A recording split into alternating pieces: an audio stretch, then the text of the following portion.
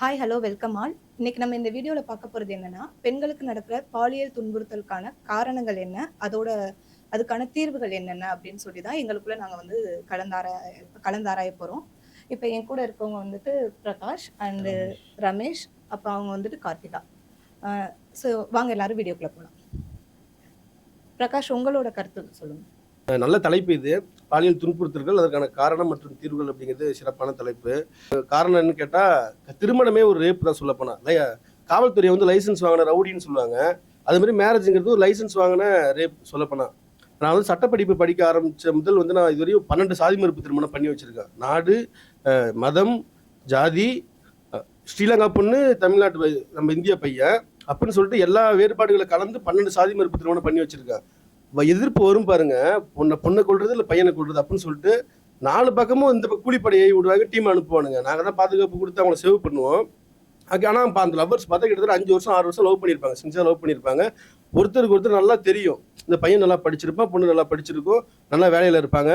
ஆனால் அவங்களோட லவ் வீட்டில் அக்செப்ட் பண்ணிக்க மாட்டாங்க. 2 மாசத்துல எங்கேயோ ஒரு பையனை போய் பார்த்துட்டு சொந்தக்காரனையோ இல்லை இந்த சொத்து உள்ளவனோ ஏதாவது ஒரு ஜாதிக்காரன் இல்லை தன்னோட மதத்தை சேர்ந்தவன் அப்படிங்கிற ஒரு காரணத்துக்காக யாருன்னு அந்த பொண்ணுக்கும் அவனுக்கு சம்மந்தமே இருக்காது. ஒரு நாள் வந்து பார்க்க சொல்லுவாங்க, பொண்ணு பிடிச்சிருக்கா பிடிச்சிருக்கு, பையனை பிடிச்சிருக்கா பிடிச்சிருக்கு, அவனை வீட்டில் சம்மதிச்சிருக்காங்களா ஓகே, அவங்கள மேரேஜ் பண்ணிக்கிட்டு அவன் கூட வாழணும். புரியுதா? இதுதான் வந்து லைசன்ஸ் வாங்கின ரேப்புங்கிறது. வீட்டில் அங்கீகாரம் பட்டு அந்த பொண்ணோட அம்மா அப்பா உறவினர்கள் எல்லாரோட சம்மதத்தோடய, அந்த ஆனால் பொண்ணோட சம்மதத்தை கடைசி வரைக்கும் கேட்கப்படுறதே இல்லைங்க. இது வந்து ஒரு அங்கீகாரம். இது காலங்காலமா தொடர்ந்து நடந்துகிட்டே இருக்குது. காதல் திருமணங்கள் மட்டும்தான் இங்க வந்து இதுக்கு வந்து முற்றுப்புள்ளியே வைக்க முடியும் என்ன கேட்டா. இப்ப நீங்க வந்து காதல் திருமணத்துல வந்துட்டு ரேப்ன்றத வந்து முற்றுப்புள்ளி வைக்கலாம் அப்படின்ற மாதிரி சொல்றீங்க இல்லையா? இப்போ நீங்க சொன்ன அந்த ஒரு கான்செப்ட் நான் அக்செப்ட் பண்ணிக்கிறேன். கல்யாணத்திலயும் வந்துட்டு அது ஒரு லைசன்ஸ் வாங்கின ஒரு ரேப்பா தான் நடக்குது இங்க. லவ் மேரேஜ் பண்றவங்களையுமே நிறைய பேருக்கு அப்படித்தானே இருக்கு. லவ் பண்ணும்போது ஒரு மாதிரி அப்ரோச் இருக்குது. லவ் பண்ணதுக்கு அப்புறம் ஒரு பிசிக்கல் ரிலேஷன்ஷிப்குள்ள போகும்போது எத்தனை பேர் அந்த பொண்ணோட ஃபீலிங்கை புரிஞ்சுக்கிட்டு அவங்களை அப்ரோச் பண்றாங்க? எத்தனை ஹஸ்பண்ட் வந்துட்டு அப்ரோச் பண்றாங்க? அது லவ் மேரேஜா இருக்கட்டும், இல்ல அரேஞ்ச் மேரேஜா இருக்கட்டும். எத்தனை பேர் வந்துட்டு உண்மையிலேயே அந்த பொண்ணுக்கு ஓகே, இப்ப அந்த பொண்ணு அந்த நம்மளோட சேர்ந்து இருக்கிறதுக்கு ரெடியா இருக்காங்க இந்த டைம். அந்த பொண்ணு வந்துட்டு ஸ்ட்ராங்கா இருக்காங்க, அந்த பொண்ணுக்கு டயர்டா இல்லை, அந்த பொண்ணுக்கு விருப்பம் இருக்கு, அதை இது பண்ணியிருக்காங்க. இல்லை ஒரு சில சமயம் அந்த பொண்ணுக்கு விருப்பம் இருக்கலாம். அதை ஏற்றுக்கிட்டு இவங்களோட டயர்னஸை விட்டுட்டு அவங்க அந்த பொண்ணுக்கு ஏற்ற மாதிரி அவங்க நடந்துக்கிறாங்களா? இருக்கு இல்லையா? இப்போ ஒரு பொண்ணு காலையில எந்திரிச்சதுலேருந்து வீட்டு வேலை எவ்வளவு பார்க்கணும். இப்ப இருந்த ஆண்களுக்கு கூட தெரியாது, நிறைய பேருக்கு வந்துட்டு தெரியாது, வெளியில நாங்க வேலைக்கு போயிடும், நீ வீட்டுல தானே இருக்கேன்னு சொல்றாங்க. இப்ப நான் நிறைய ஆண்களை நான் பாக்குறேன், நிறைய பேர் ஷேர் பண்ணிக்கிறாங்க. நிறைய பேருக்கு தெரியுது காலையில இருந்து பெண்கள் எவ்வளவு வேலை பார்க்குறாங்க, எவ்வளவு டயர்ட் ஆகுறாங்க, எவ்வளவு கஷ்டப்படுறாங்க, குழந்தைங்களை வச்சுக்கிட்டு பெரியவங்களை பார்த்துக்கிட்டுன்னு சொல்லிட்டு அதெல்லாம் எல்லாருமே பார்க்குறாங்க. வெளியில போய் இப்போ வேலைக்கும் நிறைய பெண்கள் போறதுனால டயர்ட் ஆகுறாங்க. அந்த டயர்டெல்லாம் வந்துட்டு நைட்டு வந்து ஒரு ஆண் புரிஞ்சுக்கிட்டு அந்த பொண்ணோட நடந்துக்கிறாங்க. நீங்க நினைக்கிறீங்களா? அது லவ் மேரேஜாவே இருந்தாலும் பெண்களுக்கான பாலியல் துன்புறுத்தல்கள் அது வந்து ஏன் அந்த மாதிரியான ஒரு இது வந்து நடக்குது, அதை பற்றி தான் வந்து நம்ம கலந்தாய்வு பண்ணுறதுக்காக நம்ம வந்து பெண்களும் ஆண்களும் சேர்ந்து இதை பற்றி பேசுகிறோம். ஆக்சுவலாக இந்த மாதிரியான ஆண்கள் பெண்கள் சேர்ந்த உரையாடல்கள் எங்கேயுமே இருக்கிறது இல்லை. இதுதான் வந்து பாலியல் துன்புறுத்தல்களுக்கான முக்கியமான ஒரு காரணமாக நான் வந்து நினைக்கிறேன். ஏன்னா இது குடும்பங்கள் உள்ள கூட ஆண்களும் பெண்களும் வந்து தனித்தனி தீவுகளாக தான் செயல்படுறாங்க. குடும்பங்கள்லயே அது மாதிரி இருக்கிறாங்க அப்படின்னும் போது சமூகத்துல ஊரும் காலனியும் கூட சேர்ந்துடுறாங்க. ஆனா ஆணும் பெண்ணும் வந்து சேர்றதுன்றது வந்து இங்க வந்து என்னதான் வந்து படிப்பு, என்னதான் வந்து வேலை வாய்ப்பு, என்னதான் வந்து சம்பாத்தியம் இருந்தா கூட ஆண்களும் பெண்களும் உரையாடுறது அப்படின்றதே வந்து இங்க வந்து ஒரு மிகப்பெரிய ஒரு அபூர்வமான ஒரு விஷயமா இருக்கு. ஸோ இந்த உரையாடல்கள் வந்து வெகு அளவில் வந்து நடக்கப்படும் போது இதை போன்ற துன்புறுத்தல்கள் வந்து கம்மியாகும் அப்படின்றது வந்து என்னுடைய தீர்க்கமான நம்பிக்கை. தோழர் திவ்யா சொன்ன மாதிரி பிரகாஷ் வந்து சொல்லியிருந்தாரு, திருமணம் என்பதை வந்து லைசன்ஸ் டு ரேப் அப்படின்ற மாதிரி அவர் சொல்லியிருந்தாரு. அதுக்கு அஃப்கோர்ஸ் அது மாதிரி தான் வந்து ஆண்டாண்டு காலமாக நடந்துட்டு வர்றது.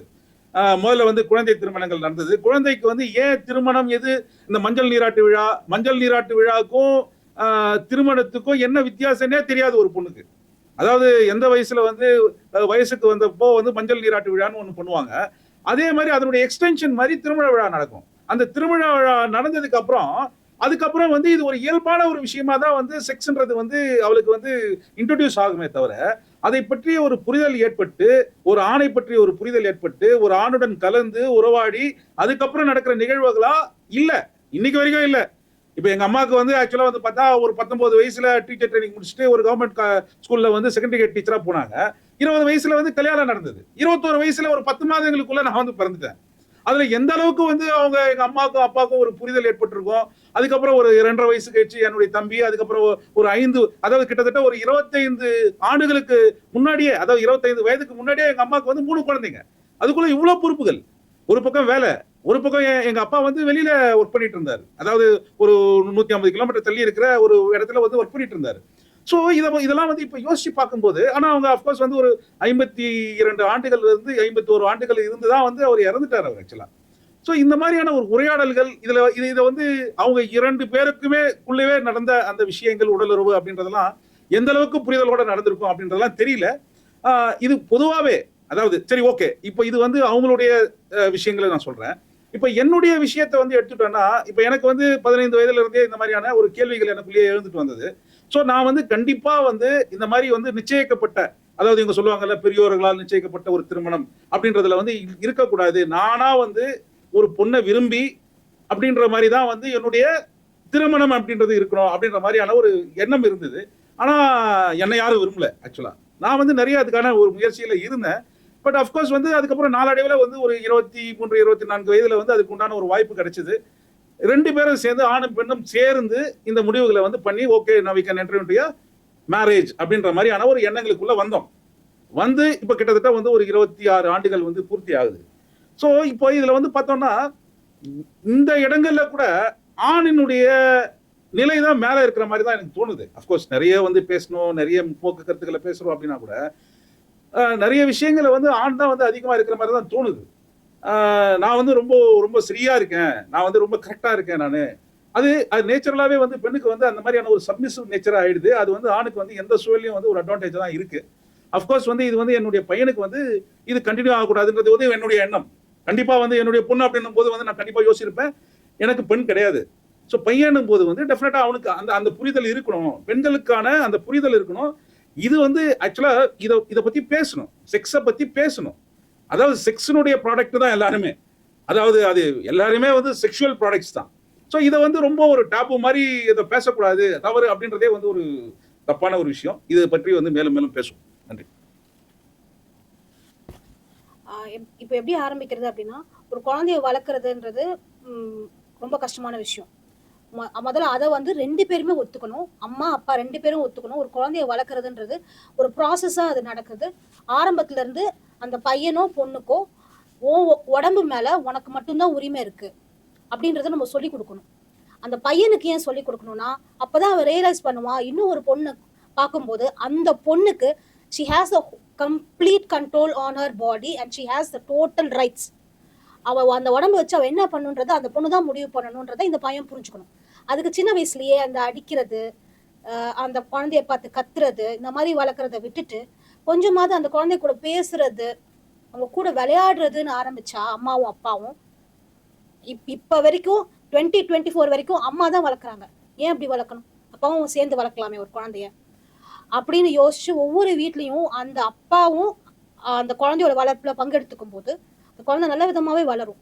என்ன சொல்லி வளர்க்கணும் அப்படின்னா, ஒரு பொண்ணு நீ பார்க்கும்போது உனக்கு ஒரு ஏஜ், அந்த குழந்தைக்கு ஒரு 13, 14 வயசு வரும்போது அந்த பையனுக்கு இந்த வயசுல உனக்கு ஒரு பொண்ணு மேல அட்ராக்ஷன் வரும், வந்துதான் ஆகும். அதுதான் ஹார்மோன்ஸ். அது தப்பு கிடையாது தம்பி. ஆனா அதை எப்படி நீ வெளிப்படுத்துறங்கிறது உன் கையில இருக்கு, அது உன் கண்ட்ரோல்ல இருக்கு.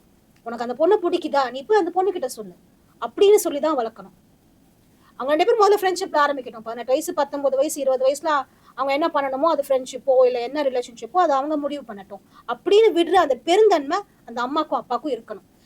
இது ஜாதி தான் விஷயம் அப்படின்னா அதை ஒத்துக்கிட்டு அதை தூக்கி வெளியில வைக்கிறத தவிர நமக்கு வேற வழி கிடையாது. அதை செஞ்சே ஆகணும். நான் இப்போ வந்துட்டு சார் சொன்னதும் சரி, கார்த்திகா மேம் சொன்னதும் சரி, நான் வந்து 2 பேருமே நான் அக்ரி பண்ணிக்கிறேன். உண்மையிலேயே வந்துட்டு இப்போ எல்லாருமே என்ன சொல்றாங்க, பேட் டச் குட் டச் வந்து சொல்லி வளர்க்கணும், சொல்லி வளர்க்கணும். யாருக்கு சொல்லி வளர்க்கணும்? பொண்ணுங்களுக்கு சொல்லி வளர்க்கணும். யாராவது தப்பா தொட்டுட்டா அது பண்ணணும். அவங்க சொன்ன மாதிரி பசங்களுக்கும் சொல்லி வளர்க்கணும். பசங்களுக்கும் நீ வந்து இப்படி போய் ஒரு பொண்ணை தொடுறனா அது பேட் டச். அது அந்த பொண்ணையும் பாதிக்கும், உன்னோட கேரக்டரையும் பாதிக்கும். உனக்குன்னு ஒரு செல்ஃப் ரெஸ்பெக்ட் இருக்கு. ஸோ உன்னோட செல்ஃப் ரெஸ்பெக்ட், உன்னோட டிக்னிட்டியை நீ வந்து காப்பாத்திக்கணும்னு நீ நினைச்சனா, நீ வந்து பேடா டச் பண்ணக்கூடாது, பேடா பார்க்கக்கூடாது. உனக்கு என்னென்ன பாடி பார்ட்ஸ் இருக்கோ அந்த பாடி பார்ட்ஸ் தான் அந்த பொண்ணுக்கும் இருக்கு. உனக்கு என்னென்ன மாதிரியான ஃபீலிங்ஸ் இருக்கோ அந்த ஃபீலிங்ஸ் எல்லாம் அந்த பொண்ணுக்கும் இருக்கும். உனக்கு அடிச்சா வலிக்குமா, அதே மாதிரி அந்த பொண்ணுக்கும் அடிச்சா வலிக்கும் அப்படின்றத சொல்லி வளர்க்கணும். இப்ப வரைக்கும் வந்துட்டு நிறைய பேர் வீட்ல இன்னமுமே வந்துட்டு பொண்ணுனா இந்த வேலைகள் பார்க்கணும், பையனா இந்த வேலைகள் பார்க்கணும்ன்ற ஒரு பிரிச்சு ஒரு செப்பரேட் இது வந்து வச்சிருக்கோம். நம்ம எல்லாருமே வச்சிருக்கோம், எல்லார் வீட்லயுமே வச்சிருக்கோம். ஸோ அதையே முதல்ல மாத்தணும். அந்த இதில் தான் இப்போ சார் சொன்ன மாதிரி பெண்ணுனா ஒரு படி கீழே தான், ஆணுக்கு கீழே தான் அப்படின்ற ஒரு எண்ணத்தை ஒரு குழந்தைக்கோட ஒரு சின்ன பையனோட மனசுலயே நம்ம விதைச்சிடுறோம். அது அவன் எவ்வளோ பெரிய ஆளாகி எவ்வளோ பெரிய தத்துவவாதி ஆனாலுமே அவனோட ஆள் மனசுல அந்த ஒரு விஷயம் மட்டும் இருக்கும். ஒய்ஃப்னு வர்ற இடத்துல அந்த இது வந்துடும் அவனுக்கு. அந்த நமக்கு கீழே தான் அந்த பொண்ணு அப்படின்ற ஒரு எண்ணம் அவனுக்குள்ள வந்துருது அந்த இது. ஸோ இது ஒன்று இருக்குது.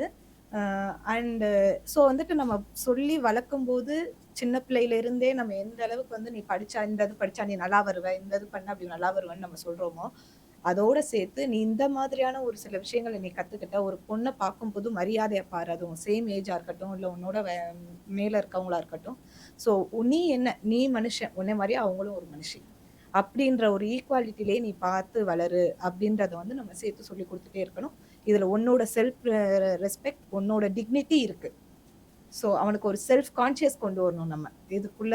ஆமா, நான் இதை பண்ணா என்னையே தப்பா பேசுவாங்க, எனக்கு இது அசிங்கம் அப்படின்ற எண்ணத்தை நம்ம உள்ள கொண்டு வரணும். அதுவே வந்துட்டு அவனுக்கு கண்ட்ரோல் பண்ணும். அண்ட் இன்னொன்று, செக்ஸ் அப்படின்றது நம்ம பசிக்கிற மாதிரி தூங்குற மாதிரியான ஒரு மனுஷனுக்கு இருக்க ஒரு feeling, one of the feeling. நம்ம எப்படி ஒரு சாப்பிட்றப்ப பசி வருது, ரோட்ல போயிட்டு இருக்கோம், பசிக்குது, நம்ம எல்லா இடத்துலயும் போய் உட்காந்து சாப்பிட்ருவோமா? எங்க யார் என்ன கொடுத்தாலும் நம்ம சாப்பிட்ருவோமா?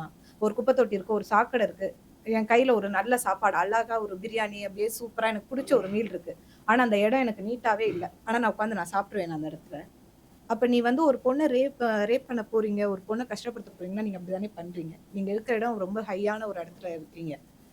நிறைய பேர் நடக்குது அந்த இது. நீ உனக்குள்ள வந்துட்டு நான் தான் அந்த உலகத்துக்கே ராஜா அப்படின்னு நீ நினைச்சுக்கிட்டு இருக்க. ஆனா இதே இது நீ ரோட்ல போகும்போது ஒரு பொண்ணை பார்த்த உடனே சடனா அந்த பொண்ணு அழகா இருக்கு, அந்த பொண்ணு கவர்ச்சியா இருக்கு அப்படின்ட்டு நீ என்ன இடம் என்ன ஏதுன்னே நீ பாக்குறது அந்த இடத்துல வச்சு அந்த பொண்ணை ரேப் பண்ற. ஜாதி நிறைய பேசுறோம் நம்ம. நீங்க ஜாதிக்கு நிறைய மரியாதை கொடுக்குறீங்க, மதிப்பு கொடுக்குறீங்க. ஆனா அந்த ஜாதியை விட்டுட்டு கீழ் ஜாதி பொண்ணை போய் நீங்க ரேப் பண்றீங்க. அந்த இடத்துல உங்களோட ஜாதியோட இது எங்க போகுது? நீ உன்னை ஃபாலோ பண்றனா அதை கொஞ்சம் இன்னும் நல்லாவே ஃபாலோ பண்ணு, எல்லா விஷயத்துலையும் ஃபாலோ பண்ணு. இது என்னோட ஒரு ஒப்பீனியன். பாலியல் துன்புறுத்தல் பத்தி சொன்னீங்க, சிறப்பு தான். அது வந்து பையனால பொண்ணுக்கா இல்லை பொண்ணால பையனுக்கா அப்படிங்கிறதையும் ஃபர்ஸ்ட் பேசணும். ஏன்னா பசங்களுக்கும் பிரச்சனை நடக்குது, புரியுதா? நிறைய இப்போ நியூஸ்லாம் பார்த்துருப்பீங்க. டீச்சர் 35 ஏஜ் இருக்கும் டீச்சரு 10th பையனை கூட்டிட்டு லவ் பண்ணிட்டு ஓடி போய் மேரேஜ் பண்ணிக்கிறாங்க. இது மாதிரி நிறைய நியூஸ் வந்து டீச்சரு, டியூஷன் டீச்சரு நிறைய நியூஸ் வந்து ராம்நாடு திருப்பூர் சைட்லாம் 2-3 நியூஸ் ரீசெண்டாக வந்துச்சு. மாணவர்களும் சரி பசங்களும் சரி இது மாதிரி பாலியல் துன்புறுத்தலால பாதிக்கப்படுறாங்க. அதனால வந்து பொண்ணுங்க மட்டும் தான் வந்து பாலியல் துன்புறுத்தலால வந்து பாதிக்கப்படுறாங்க அப்படிங்கிற மாதிரி நம்ம கொண்டு போக முடியாது. ஏன் சொல்றேன்னா, இப்போ நாங்கள் ரீசெண்டாக ஒரு கேஸ் அட்டன் பண்ணோம். நான் எந்த ஊர்லாம் சொல்ல விரும்பல, நான் பொதுவாக சொல்றேன். ஒரு பொண்ணு, அந்த பொண்ணு வந்து ஸ்கூல் சின்ன பொண்ணு தான், 17 வயசு இருக்கும், மேஜரே இல்லை. அந்த பொண்ணு வந்து பிரெக்னெண்டா இருக்கு. டெஸ்ட் எடுக்கிறாங்க, யாருன்னு கேட்டால் யாருன்னே அந்த பொண்ணுக்கே தெரியல. என்ன சொல்றது, யாருன்னே தெரியல. எப்படின்னா இப்போ உள்ள பொண்ணு வந்து அதிகமாக வந்து சோஷியல் மீடியா யூஸ் பண்றாங்க, இன்ஸ்டாகிராமு, ஃபேஸ்புக்கு, ட்விட்டர் நிறைய யூஸ் பண்றாங்க. அதில் வந்து அவங்களுக்கு பிடிச்ச மாதிரி பிடிச்ச எல்லா பசங்களையும் பேசுறாங்க. அதை தப்பு சொல்ல, அது அவங்க தனிப்பட்ட விஷயம், அது பிரச்சனை இல்லை. ஆனால் ஒரு பையனை லவ் பண்ணிட்டு அவன் சின்சியராக லவ் பண்ணியிருப்பான், அவனை காயப்படுத்திட்டு அவனை ஏமாத்திட்டு அவனை விட்டுட்டு இன்னொரு பையனை போய் அந்த பொண்ணு லவ் பண்ணியிருந்தா, அப்போ அது தப்பு இல்லையா? அந்த பையனை ஏமாத்திட்டு இன்னொரு பையனை போய் லவ் பண்ணுறது தப்பு இல்லை. அந்த பையன் பாதிக்கப்பட மாட்டானா? புரியுதா? அந்த பொண்ணு பிரெக்னெண்டா இருக்கு, ஒரு பொண்ணு பிரெக்னெண்டா இருக்கு, ஹாஸ்பிட்டல் டெஸ்ட் எடுக்கிறாங்க, கொண்டு போற பிரெக்னென்ட் ஆயிடுச்சு. யார் ஹாஸ்பிட்டல் கொண்டு போறதுக்கு முன்னாடி யார இதுக்கு காரணம் அப்படின்னு கேட்டா அந்த பொண்ணுக்கு யாருன்னே தெரியல. ஏன்னா 2-3 பேர் இருக்காங்க அந்த இடத்துல, 2-3 பசங்க இருக்கானுங்க. 2-3 பசங்க யாரு? இந்த பசங்க இந்த பொண்ணை ரேப் பண்ணாலும் அந்த பசங்க வந்து இந்த பொண்ணு லவ் பண்ணுச்சா 3 பேரையுமே? அது இந்த சமூகம் கேள்வி கேட்கணும்ல. இப்போ பசங்க மட்டும் என்ன அவனுங்க பாவம் இல்லையா? பசங்க பாவம் இல்லையா? பெண்களுக்கு நீங்க அதை சொல்லி வளர்க்கணும், புரியுதா? அதுதான் முக்கியமான விஷயம். பசங்க பண்ணா மட்டும் தான் தப்பு, பொண்ணுங்க பண்ணாது வந்து அது வந்து தனி ஃபெமினிசம், அது வந்து பெண் உரிமை அப்படிலாம் சொல்லக்கூடாது. அப்ப பசங்களுக்கும் ஆண்கள் உரிமைன்னு தனிப்பட்ட விதியா பேச முடியும்ல? ஓகேவா?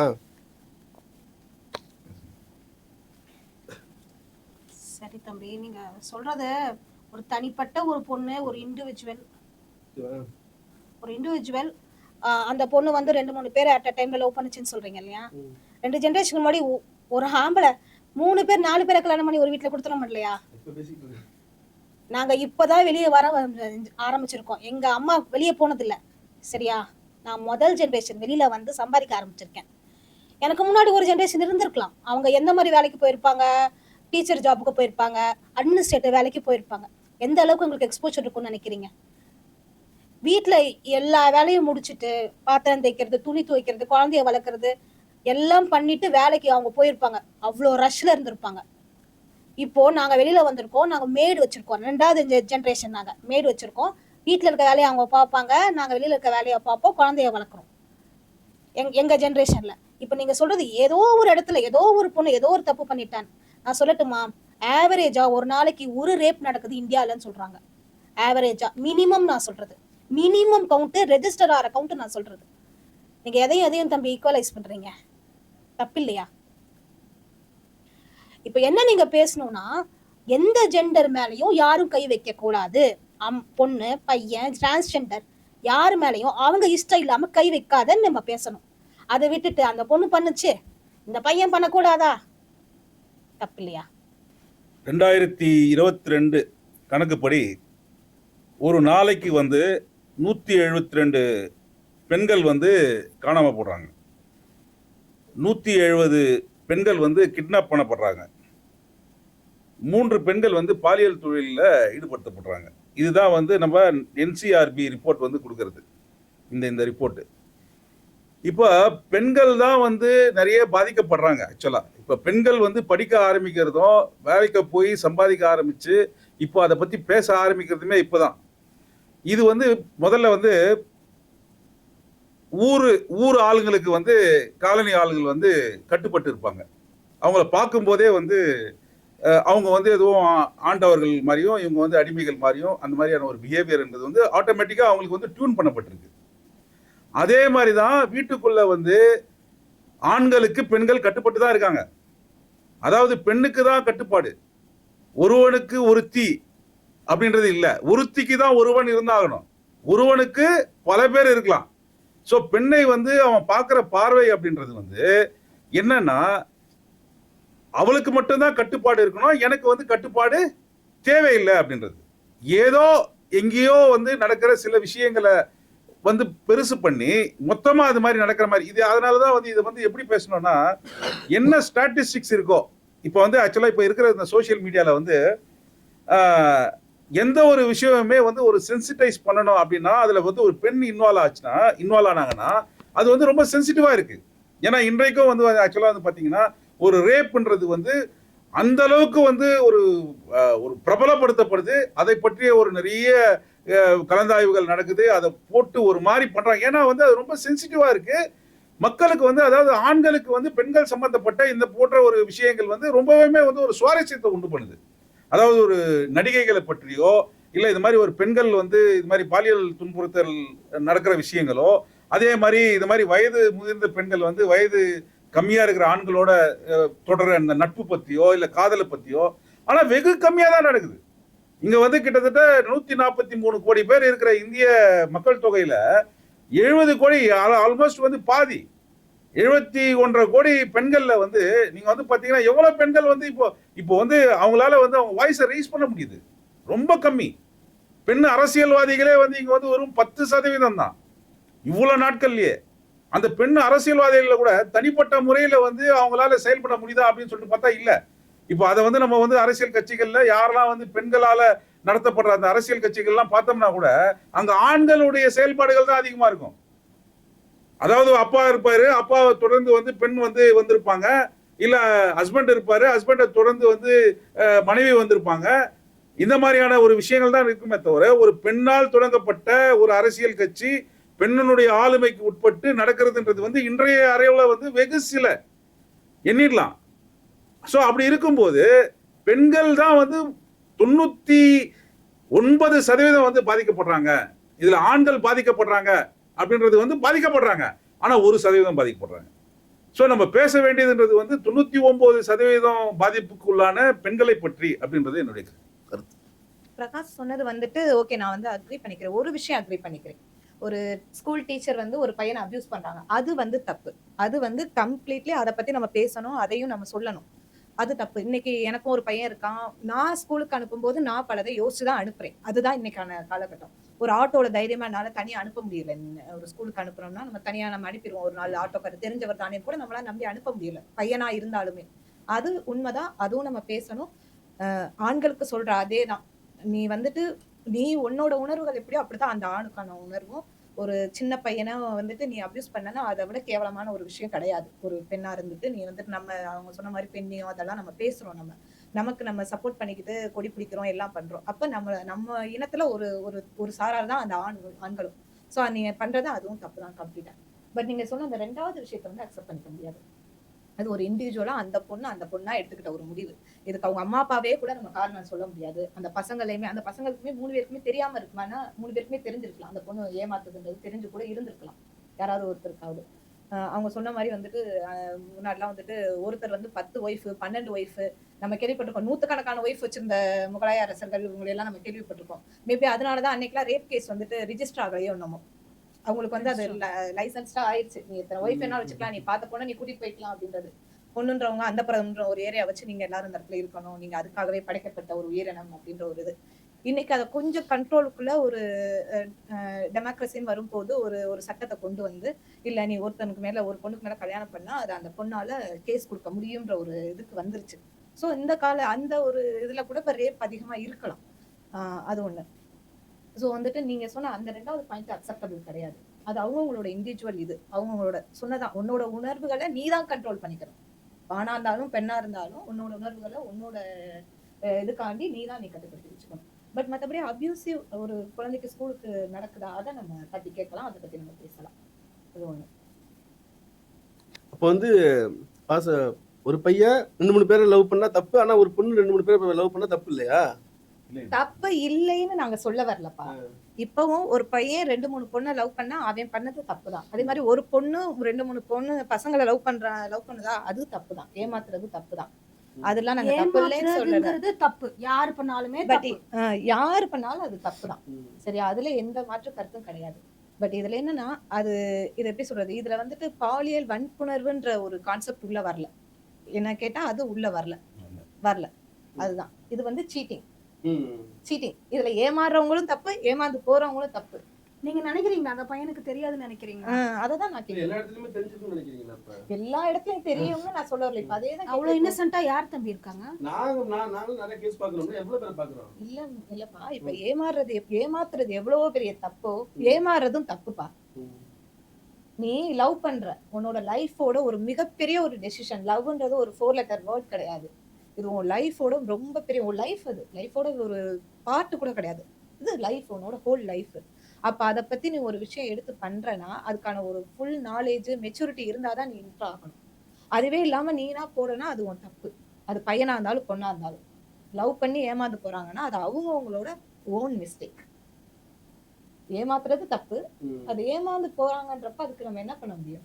நீங்க போய் எவ்வளவு அவேர்னஸ் கொடுங்க. இப்ப எவ்வளவு அவேர்னஸ் கொடுங்க, அதை நீங்க தடுத்து நிறுத்திட முடியுமா? முடியாது. எனக்கு தெரிஞ்ச ஒரு இதெல்லாம் இருக்கு. நான் இதுக்கு முன்னாடி ஒரு 10 இயர்ஸ்க்கு முன்னாடி சென்னையில ஒரு ஹாஸ்டல்ல தங்கியிருந்தேன். ஒரு பொண்ணு என்னை விட ஒரு 1 இயர் 2 இயர் சின்ன பொண்ணு தான். அந்த பொண்ணு வந்து திருச்சியோ ஏதோ அந்த பொண்ணோட ஊர் வந்து இருக்குது. அவங்க அம்மா அப்பா கிட்ட பொய் சொல்லிட்டு வந்து இருக்குது போல. எங்களுக்கு கொஞ்ச நாள் தெரியாது. கொஞ்ச நாளுக்கு அப்புறம் அந்த பொண்ணு என் கூட ஒரு ரூம்மேட் ஒரு அக்கா இருந்தாங்க. அவங்க கவர்மெண்ட் ஹாஸ்பிட்டல் நர்ஸு. எங்க 2 பேரையும் கூப்பிட்டு ஒரு விஷயம் சொல்லுது. என்னன்னா நான் கன்சீவா இருக்கேன்னு சொல்லுது. யாருன்னு கேட்டா அவங்க ஊர்க்கார பையனா. இதுல வந்து கேஸ்ட் வேற, அந்த கேஸ்ட் டிஃபரன்ஸ் வேற இருக்குது. அவங்க வீட்டுல சொல்லாம அந்த பையனுக்காக வேலை பார்க்குறேன்னு போய் சொல்லிட்டு வந்து அந்த பொண்ணு தங்கி இருக்கு. அவன் ஏதோ மஞ்சக்கயிறு ஒண்ணு கட்டியிருக்கான் ஒரு ஃபார்மாலிட்டிக்கு. ரிஜிஸ்டர் ஆஃபீஸ்க்கே கூட்டிட்டு போகாம ஒரு போலியா ஜெராக்ஸ் கடையில ஒரு பிரிண்ட் அவுட் எடுத்துட்டு வந்து அதுல கையெழுத்து போட்டு ரிஜிஸ்டர் மேரேஜ் முடிஞ்சிருச்சு நம்ம 2 பேருக்குன்னு சொல்லி ஏமாத்திருக்காங்க. அவன் இன்னொரு கல்யாணம் அவங்க அம்மா அப்பா சொன்ன பொண்ணு கல்யாணம் பண்ணி அந்த பொண்ணு கன்சீவா இருக்கு ஊர்ல. இவ்வளவு விஷயம். இதுல நீ யார தப்பு சொல்லுவீங்க? அந்த பையனை தப்பு சொல்லுவீங்களா இல்ல அந்த பொண்ணை தப்பு சொல்லுவீங்களா? என்ன கேட்டா நான் அந்த பொண்ணை தான் தப்பு சொல்லுவேன். ஏமாந்தது உன் தப்பு.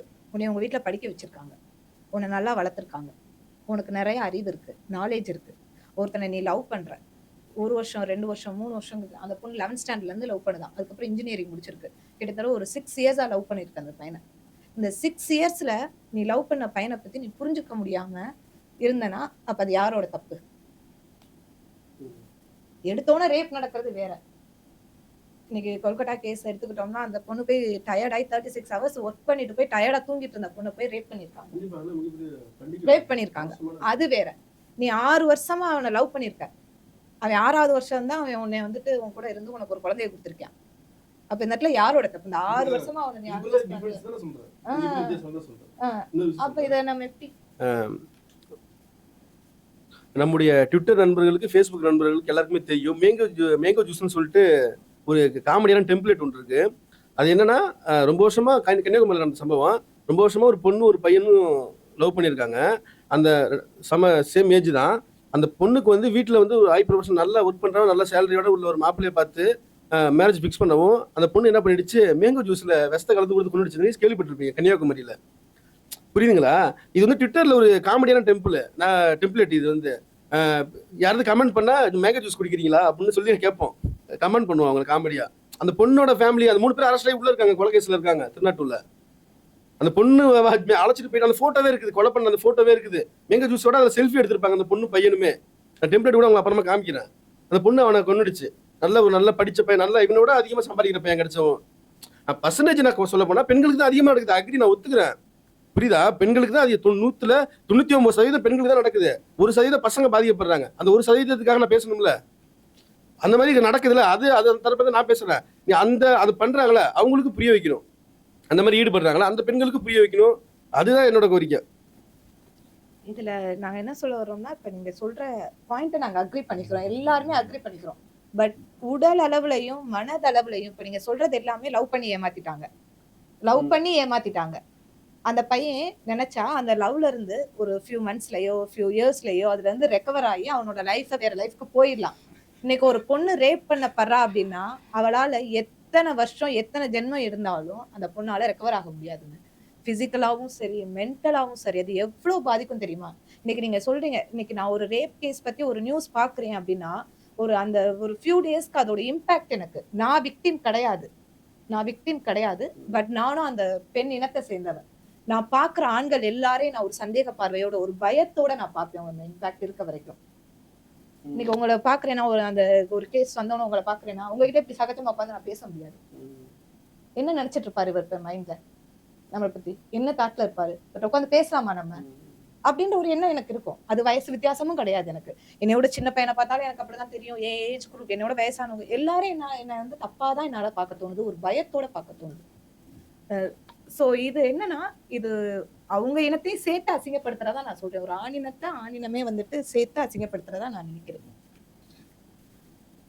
அதாவது அவங்கவுங்க வந்து அவங்கவுங்க சார்ந்துள்ள சமூகத்தை பத்தி மட்டும்தான் வந்து பேச முடியும் அப்படின்றது தான் வந்து என்னுடைய கருத்து. இப்ப நான் என்னதான் வந்து தலித்துகளுக்காக வந்து பேசினா கூட நான் வந்து ஒரு நான் தலித். ஒரு தலித்தால மட்டும்தான் வந்து ஒரு தலித்தினுடைய பெயினை வந்து அவங்க அனுபவிச்சிருப்பாங்க, அதை வந்து வெளிப்படுத்த முடியும். எப்படி வந்து ஒரு நான் தலித்தால வந்து ஒரு தலித்தினுடைய பெயினை வந்து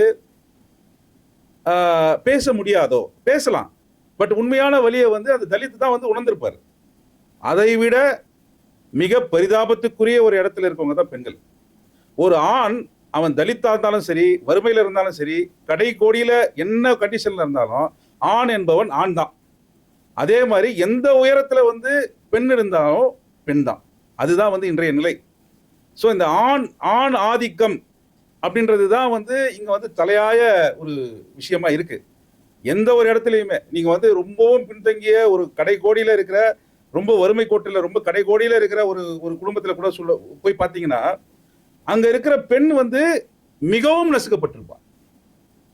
ஸோ இதுதான் வந்து இன்றைய நிலையா இருக்கு. அதாவது பெண்களுக்கான ஒரு பாதிப்புகள் என்றது இது வந்து நம்ம ஊர்ல மட்டும் இல்ல, மேலை நாடுகள்ல இன்னைக்கு வரைக்கும் வந்து அமெரிக்கா பிரசிடென்டா ஒரு பெண்ணால வர முடியல. இன்னைக்குதான் அதுக்கு உண்டான விஷயங்கள்லாம் நடந்துட்டு இருக்கு, வரலாமா இருக்கும். ஸோ இதுதான் வந்து பெண்களுடைய நிலையா இருக்கு எல்லா இடங்களையுமே. அதாவது ஸ்டாட்டிஸ்டிக்ஸ் என்ன சொல்லுதுன்னா, உலக அளவில் வந்து 35% பெண்கள் ஏதோ ஒரு நேரத்துல வந்து பாலியல் துன்புறுத்தலுக்கு ஆளாயிருக்காங்க. அதாவது ஒரு ஷாக்கிங் விஷயங்கள் என்ன அப்படின்னா, இந்த ஸ்டாட்டிஸ்டிக்ஸ் சொல்றது, இப்ப நம்ம கிரைம் ரிப்போர்ட் படி கடந்த வருடங்கள்ல நடந்த இந்த மாதிரி பாலியல் துன்புறுத்தல்கள் பண்ணது யாரு அப்படின்னு பார்த்தா கிட்டத்தட்ட 90% அந்த பெண்ணுக்கு அறிமுகமான நபர்கள்.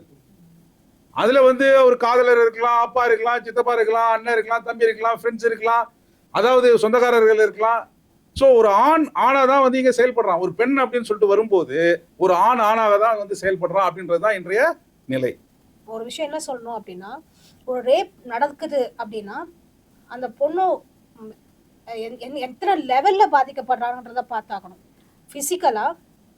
பிசிக்கலா அவளுக்கு அந்த ரேப் நடந்து முடிஞ்சதுக்கு அப்புறம் மினிமம் 3 இயர்ஸ் அவளுக்கு வந்து கைனகாலஜிக்கல் ப்ராப்ளம்ஸ் இருக்கும், கண்டிப்பா இருக்கும்.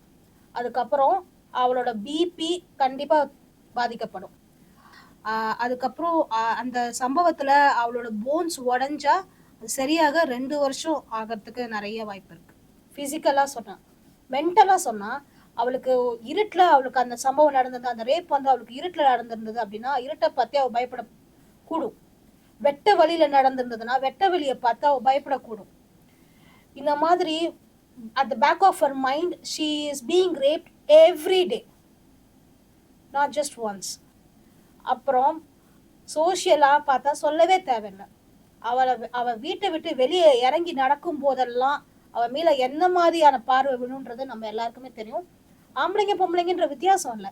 she is a victim அப்படின்னா, இந்த பொண்ணு 10 மணிக்கு வந்துச்சா நைட்டு, எவனோ பிடிச்சி இது பண்ணிட்டானாமா, கற்பழிச்சிட்டானாமா அப்படின்னு சொல்லுவாங்க. கற்பழிப்பு அப்படின்ற வார்த்தை அந்த பொண்ணுகிட்ட ஏதோ ஒரு விஷயம் இருந்துச்சுன்றதும் அது ரொம்ப சேஃபா வச்சுக்க வேண்டிய விஷயம், அது அழிஞ்சு போச்சு அப்படின்ற மாதிரியான ஒரு தப்பான ஒரு வார்த்தை. அந்த வார்த்தையை நம்ம யாருமே பயன்படுத்தக்கூடாது. அது வந்து இட்ஸ் பொலிட்டிக்கலி இன்கரெக்ட். அந்த வார்த்தையை நம்ம பயன்படுத்தக்கூடாது. அதுக்கப்புறம் இன்னொரு விஷயம் சொல்ல வேண்டியது என்னன்னா, அந்த பொண்ணு கராத்தேவோ ஜூடோவோ ஏதோ ஒன்று கற்றுக்கிட்டு அது பெரிய மார்ஷல் ஆர்ட்ஸ்ல பெரிய ஆளா இருந்தா கூட அதுக்கு இந்த மாதிரி தப்பான ஒரு சம்பவம் நடக்காதுன்றது எந்த கேரண்டியும் கிடையாது. இப்போ ரெஸ்லர்ஸ் இருந்தாங்க, அவங்க எல்லாருமே நேஷனல் லெவல்ல பெரிய ஆளுங்க. அவங்களுக்கு தெரியாத ஜூடோவா, அவங்களுக்கு தெரியாத மார்ஷியல் ஆர்ட்ஸா, அவங்களால போராடி அவங்களால ஜெயிக்க முடிஞ்சிச்சா? இல்லையா? அந்த நிலைமையில தான் இப்போ வரைக்கும் பொம்பளைங்க இருக்கும். இப்போ ஃபேமிலிங்கிறது basic unit of a society. அங்கிருந்து ஆரம்பிக்கணும். ஒரு ஆண் வந்து எப்போ அந்த பொண்ணு கன்னத்துல பல்லான்னு ஒரு இழுத்து ஆம்பளடின்னு சொல்றானோ அப்ப ஆரம்பிக்குது பிரச்சனை. அந்த வாட்ச் பண்ற அந்த குழந்தைய அவங்க யோசிக்காம பண்றாங்க. அது ஆண் குழந்தையோ பொன் குழந்தையோ, ஆண் குழந்தை மனசு என்ன பதியும்னா, அப்பா அப்படி செஞ்சுட்டாரு, நம்ம செய்யலாம், தப்பு இல்லைன்னு பதியும். பொம்பளை பிள்ளைக்கு என்ன பதியும்னா, அடி வாங்குறது அம்மா, அவங்க நம்மளை விட பெரியவங்க, அவங்க அடி வாங்குறது தப்பு இல்லை போல இருக்கு, நம்ம வாங்கலாம் அப்படின்னு பதியும். ரெண்டுமே ஆபத்து. ஒரு டிசிஷன் மேக்கிங்ல ஆம்பளை பொம்பளை 2 பேரும், ஆண் பெண் 2 பேருக்குமே வந்து ஒரு 50-50 இது இருக்கு. எப்படி சொல்றது, 2 பேருமே பார்ட்டிசிபேட் பண்ண வேண்டியது அப்படின்றத முதல்ல அவங்க முடிவு பண்ணிக்கணும், அந்த குடும்பத்துக்குள்ளேயாவது. அப்படி பண்ணா அட்லீஸ்ட் ஒரு 2 ஜெனரேஷனுக்கு பின்னாடியாவது ஒரு பொண்ணு கிட்ட போகும்போது அந்த பொண்ணுக்கு சம்மதமா அப்படின்றத அந்த பையன் யோசிக்கிற தன்மைக்காவது வருவான் அப்படின்னு நான் நம்புறேன். அதாவது இந்தியால நிறைய கண்ட்ரில வந்து மனைவியாகவே இருந்தா கூட மனைவி உடன்பட்டாதான் வந்து செக்ஸ்ல ஈடுபடணும் அப்படின்றது வந்து இருக்கு. ஆனா இந்தியால வந்து 15 வயதுக்கு மேற்பட்ட பெண் வந்து உங்க மனைவியா இருந்தா அந்த கன்சென்சஸ் தேவையில்லை, அந்த கன்சென்ட் தேவையில்லை, மனைவியினுடைய கன்சென்ட் தேவையில்லை. ஸோ இப்போ மேரேஜ் வந்து நண்பர் சொன்ன மாதிரி லைசன்ஸ் டு ரேப் அப்படின்ற மாதிரி தான். இப்போ என் கணவர் வந்து எனக்கு விருப்பம் இல்லைன்னா கூட என்னை வந்து வலுக்கட்டாயமா வந்து உடலுறவு வந்து கொள்ள செய்யறாரு அப்படின்றது மாதிரி ஒரு கம்ப்ளைண்ட் பண்ண முடியாது. சட்டம் தான் சொல்லுது. இதே சட்டங்கள் மனைவியா இருந்தா கூட அவங்க விருப்பம் இல்லாம அவங்கள தொடக்கூடாது அப்படின்னு சொல்லிட்டு பல நாடுகள்ல இருக்கு. இந்தியாவை பொறுத்த வரைக்கும் இந்த சட்டம் வந்து இருக்கு இப்ப. ஸோ கல்யாணம்ன்றது வந்து ஒரு அங்கீகாரத்தை கொடுக்குது. ஒரு ஆணுக்கு வந்து ஒரு பெண்ணை எந்த நேரத்துல ஒன்னா அவன் நினைத்தவாறு அவளை வந்து பயன்படுத்திக்க இந்த சட்டம் வந்து நம்ம இந்திய திருமண சட்டம் வந்து அனுமதிக்குது. ஸோ இதுதான் வந்து ரொம்ப ஷாக்கிங்கா இருந்தது. ஏன்னா 15 வயதுக்கு மேற்பட்ட பெண்கள், அதாவது ஒரு பக்கம் வந்து பெண்ணின் திருமண வயது 18 வயது அப்படின்னு சொல்லிட்டு இருக்கு. 15 வயதுன்றது வந்து முஸ்லிம்ஸுக்கு வந்து இன்னும் அது அந்த ரிலாக்ஸேஷன் இருக்கு. 15 வயது அப்படின்றது. ஸோ இவ்வளோ கன்ஃபியூஷன்ஸ் வந்து லாலியா இருக்கு. அதாவது சப்போர்ட்டிங் எப்படிலாம் வந்து உயர் ஜாதியோ இல்லை மேல் ஜாதிக்காரர்களுக்கு வந்து அனுகூலமா வந்து நம்ம சட்டங்கள் இருக்கிற மாதிரி பெண்களுக்கு ஆதாயமான சட்டங்கள் அப்படின்றது வந்து இல்லை அப்படின்றது தான் என்னுடைய கருத்து. ஏன்னா இதை பற்றிய ஒரு அந்த அந்த தரப்பினுடைய வாதங்களை வைக்கிறதுக்கே ஆள் இல்லை. இப்போ ஏன் இது நாள் வரைக்கும் வந்து இப்போ கூட வந்து ஒரு 2-3 ஒரு 4-5 படம் வந்ததுக்கு அப்புறம் எல்லாருமே பொங்கி எழறாங்க. எல்லாரும் இடத்துலையுமே வந்து ஏழைகள் இருக்காங்க. இவங்க வந்து இப்போ வந்து 3 கோடி கார்ல வராங்க. இவங்க வந்து தலித் சமூகம் அவங்க மட்டும்தான் வந்து கஷ்டப்பட்டு இருக்காங்களா, அவங்க வந்து என்ன பண்றாங்க, அந்த அந்த ஜாதிக்காக என்ன பண்ணியிருக்காங்க, அவங்க வந்து பென்ஸ் கார்ல வந்து இறங்குறாங்க, 2 கோடி கார்ல வராங்க, 3 கோடி கார்ல வராங்க அப்படின்றது வந்து அவங்களை பற்றி அவங்க பேச ஆரம்பிக்கும் போதே இப்பேற்பட்ட ஒரு பரிதவிக்கிறாங்க. அதேதான் பெண்கள் வந்து ஒன்றும் பேச ஆரம்பிக்கல.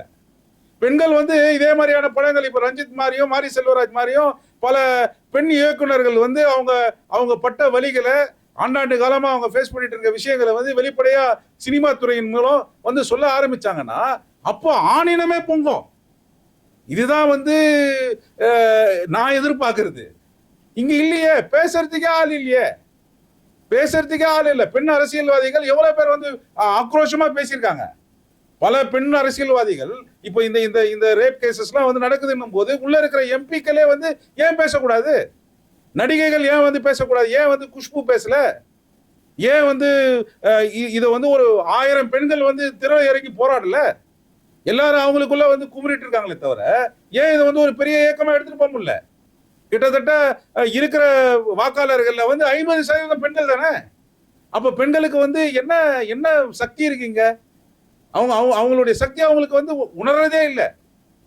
பேசணும், முதல்ல எதுவாக இருந்தாலும் பேசணும். அவன் அப்படிதான் இருப்பான், அவன் மாறதுக்கு உண்டான வாய்ப்பு. இப்போ வெள்ளக்காரன் வந்து நம்மளை அடிமையா நினைச்சான், நம்ம அடிமை இல்லைன்னு சொல்லிட்டு போராடினதுக்கு அப்புறம் தான் நம்மளை விட்டு போனான். அதே தான் இப்போ கீழ் ஜாதியா இருந்ததும் கீழ் ஜாதியாக்காரன் வந்து பேச ஆரம்பிச்சதுக்கு அப்புறம் தான் அவன் ஓரளவு ரிலாக்ஸ் பண்றான் இடஒதுக்கீடு மூலமாக. ஸோ பெண்கள் வந்து நிறைய பேச ஆரம்பிக்கணும், குடும்ப அமைப்புன்றதை பத்தி பேச ஆரம்பிக்கணும். எப்படி ஜாதிய கட்டமைப்புன்ற மாதிரி குடும்ப அமைப்புன்றதனுடைய எக்ஸ்டென்ஷன் தான் ஜாதிய கட்டமைப்பு. எப்படி ஜாதிய கட்டமைப்புல வந்து ஆண்டான் அடிமை இருக்கிற மாதிரி தான் குடும்ப கட்டமைப்புல ஆண்டான் அடிமை, ஆண் வந்து ஆண்டான், பெண் வந்து அடிமை. ஸோ இதனுடைய எக்ஸ்டென்ஷன் தான் அது. ஸோ இது வந்து மேலும் பேசப்படணும். முதல்ல பாதிக்கப்பட்ட தரப்புல இருந்து பேசணும், இவங்களுடைய தரப்புல இருந்து பேசுவாங்க. பட் இது ஒரு இது வந்து பேசப்படுறதின் மூலம் தான் இதை நம்ம வந்து ஒரு தீர்வை நோக்கி வந்து நகர முடியும். இப்ப சார் சொன்ன மாதிரிதான், இப்ப ஒரு ஆணே தன்னோட அந்த இப்ப மாரி செல்வராஜ் சாரா இருக்கட்டும், டைரக்டர் ரஞ்சிதா இருக்கட்டும், இப்ப அவங்க படம் எடுக்கிறாங்கன்னா அவங்க அந்த படத்தை எடுக்கிறதுக்கு முன்னாடி எவ்வளவு கஷ்டப்பட்டிருக்காங்க. அந்த சினிமா ஃபீல்டுக்குள்ள வர்றதுக்கு ஒரு கஷ்டப்பட்டிருப்பாங்க, அசிஸ்டன்ட் டைரக்டர் ஆகுறதுக்கு ஒரு கஷ்டப்பட்டிருப்பாங்க. அதுல இருந்து கொஞ்சம் கொஞ்சமா வந்து இந்த ஸ்டோரியை சொல்லி ஒரு ப்ரொடியூசரை வாங்குறதுக்கு, ஒரு ப்ரொடியூசர்கிட்ட அப்ரோச் பண்றதுக்கு அவங்க அவ்வளவு கஷ்டப்பட்டிருப்பாங்க. இன்னைக்கு மாரி செல்வராஜ் வந்து சொன்னாரு, வாழைப்படம் வந்து என்னோட ஃபர்ஸ்ட் ஸ்டோரி, பட் நான் அதை 5வது படமா எடுத்திருக்கேன் அப்படின்னாரு. என்னால ஃபர்ஸ்ட் படமா எடுத்திருக்க முடியாதுன்னு சொன்னாரு. அது ஃபேக்ட். அவர் மாரி செல்வராஜ் வந்து ஒரு நல்ல டைரக்டர் அப்படின்ற ஒரு ஸ்டேட்டஸ்க்கு அவர் போனதுக்கு அப்புறமா மட்டும்தான் அவரோட கதையை அவரால் கொண்டு வர முடிஞ்சிச்சு. இல்லைன்னா அவருக்கு அன்னைக்கு ப்ரொடியூசர் கிடைச்சிருக்க மாட்டாங்க, அப்படியே கிடைச்ச எடுத்தனாலும் ரிலீஸ் பண்ண விட்டுருக்க மாட்டாங்க. இன்னைக்கு நிறைய நடந்திருக்கும். ஸோ இன்னைக்கு ஒரு ஆணுக்கு அட்லீஸ்ட் அவங்களோட ஒரு ஸ்டேட்டஸ், ஒரு ஃபினான்ஷியல் லெவல்லையும் ஒரு இன்ஃப்ளூயன்ஸ் லெவல்லையும் கொஞ்சம் பெருசா ஆக்கிட்டா அவங்களோட கருத்துக்களை சொல்றதுக்கான ஒரு இடம் கிடைக்குது. ஆனா பெண்களுக்கு இன்னைக்கு வரைக்கும் கிடையாது. சார் சொன்ன மாதிரி அவங்க எம்பியா இருக்கட்டும், பிரைம் மினிஸ்டர் ஆகட்டும், என்னவா இருக்கட்டும், இன்னைக்கு வரைக்கும் ஒரு பெண்ணாலே எடுத்து சொல்ல முடியாது. அதே மாதிரி இப்ப நீங்க ஒரு இது சொல்றீங்க, ஆண்களுக்கும் அபியூஸ் நடக்குதுன்னு. உங்களுக்கு உங்க லைஃப்ல அபியூஸ் நடந்ததா சின்ன வயசுல? இல்ல. சார் உங்களுக்கு நடந்திருக்கா அது வரைக்கும்? சின்ன பிள்ளைல என்னைய கேட்டா எனக்கு நடந்திருக்கு, கார்த்திகாவை கேட்டா கார்த்திகாவுக்கு நடந்திருக்கும், ரோட்ல போற எந்த பொண்ணு நடக்கும். அதுவும் இன்னைக்கு காலகட்டத்துல பிறந்த குழந்தையில இருந்து நாளைக்கு சாக போற கிளவி வரைக்கும் கேட்டீங்கன்னா நடந்திருக்கும். இன்னைக்கு அப்படிதான் நிலைமையா இருக்குது.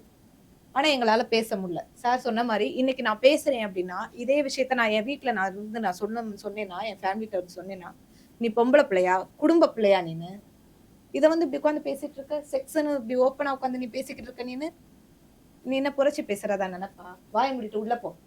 இது நடந்திருக்கும். எனக்கு அடியே விழுந்திருக்கும்.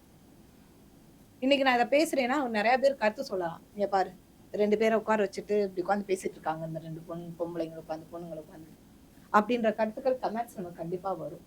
இந்த இடத்துல தான் நம்ம இன்னமும் இருக்கோம். இதே ஒரு ஆண் என்ன நீங்க பேசுங்க, அவன் ஆம்பளைப்பா, அவன் பேசிட்டு போறான் அப்படின்ற ஒரு உங்களுக்கான ஒரு இந்தியால கருத்து சுதந்திரம் இருக்கு. யாருக்கு அதிகமா இருக்கு, யாருக்கு முழுசா இருக்கு? ஆண்களுக்கு இருக்கு, பெண்களுக்கு கிடையாது. நான் தோழர் ரமேஷ் சார் சொன்ன மாதிரி நான் அதை அக்ரி பண்ணிக்கிறேன். ஏன்னா வந்து பெண்களுக்கு வந்து அதிகப்படியான பாலியல் துன்புறுத்தல் வந்து உறவினர்களால் தான் நடக்குது. இப்போ சமீபத்தில் ஒரத்தநாடு, தஞ்சாவூர் ஒரத்தநாட்டில் வந்து ஒரு ரேப் நடந்துச்சு. அந்த பொண்ணு அவன் லவ்வர் கூப்பிட்டான்னு மீட் பண்ண போயிருக்குது. அவன் அந்த பையன் என்ன பண்ணியிருக்கான், குடிச்சிட்டு அவன் 5-6 ஃப்ரெண்ட்ஸோட அழைச்சிட்டு வந்து அந்த பொண்ணை ரேப் பண்ணியிருக்கான். அந்த பொண்ணை நம்பி தானே பொண்ணுச்சு அவனை. இப்போ ரீசெண்டாக இப்போ நடந்துச்சு, ஒரு 20 நாள் இருக்கும். அது மாதிரி திண்டிவனத்தில் 9 வயசு 13 வயசு பொண்ணு நினைக்கிறேன், சிஸ்டர்ஸ் 2 பேரும் 3 வருஷமா ரேப் பண்ணியிருக்காங்க. 15 பேர் ரேப் பண்ணியிருக்காங்க. எல்லாம் யாரு? அவங்க தாத்தா, மாமா, சித்தப்பா, திண்டிவனத்தில். இப்போதான் நம்ம அட்வொகேட் மேடம் ஒருத்தவங்க தான் உங்களுக்கு வந்து லைஃப் தண்டனை வாங்கி கொடுத்துருக்காங்க, லைஃப் ஆயுள் தண்டனை வாங்கி கொடுத்துருக்காங்க. இது மாதிரி வந்து பெண்களுக்கு வந்து அவங்களுக்கு தெரிஞ்ச நல்ல அறிமுகமான நபர்களால தான் வந்து பாலியல் துன்புறுத்தல்கள் நடக்குது. அப்புறம் என்ன முக்கியம்னா, இந்த பெண்களை பற்றி அவங்க உரிமைகளை பற்றி பேசுறதுல வந்து ரஞ்சித் அண்ணனை வந்து நம்ம கண்டிப்பாக பாராட்டியே ஆகணும். ஏன்னா காலா படத்தில் வந்து ஒரு முக்கியமாக ஒரு சீன் வச்சிருப்பாரு. கடைசியில் ஒரு கலவரம் நடந்துகிட்டு இருக்கும். அதில் வந்து ஒரு கம்யூனிசம் பேசிட்டு ஒரு பொண்ணு எப்போ பார்த்தாலும் கம்யூனிசம் போட்டு இல்லாட்டி சண்டை போட்டுட்டே இருப்பா. அந்த பொண்ணை என்ன பண்ணிடுவாங்க, 3 போலீஸ்காரன் தனியாக தூக்கிட்டு போயிட்டு அடிச்சு அவன் பேண்ட்டை உருவிடுவாங்க, உருவி தூக்கி போட்டுருவானுங்க.